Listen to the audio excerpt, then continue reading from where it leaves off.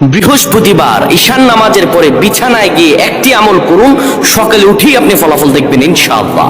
বৃহস্পতিবার একটি পবিত্র দিন, এই দিনে যদি কোনো বান্দা ইবাদত করে এই দিনের রাতে আল্লাহ রাব্বুল আলামিন কবুল করে নেন। প্রিয় ভাইরা আমার, এই কথাগুলো আপনারা শেয়ার করে দিবেন। শোনার মাত্রই আপনি আমল না করে সওয়াব পেতে পারেন। কিভাবে জানেন?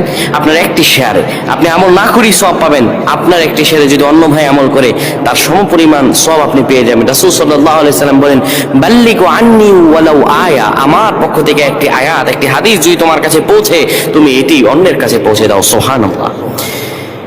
বৃহস্পতিবার যখন হয়ে যায়, দিন গিয়ে যখন রাত আসে, ওই রাতটা বৃহস্পতিবারের নয়, আরবি নিয়মে রাত আসে আগে, দিন আসে পরে। রাত গভীর হয়ে যাওয়ার পরে কোনো বান্দা যদি ঈশানের সালাত আদায় করে একটা পবিত্র বিছানায় যখন যাবেন আপনি, ওই বিছানাটা যেন পাক ও পবিত্র হয়। ওই বিছানায় আপনি সুন্দরভাবে বসে যাবেন।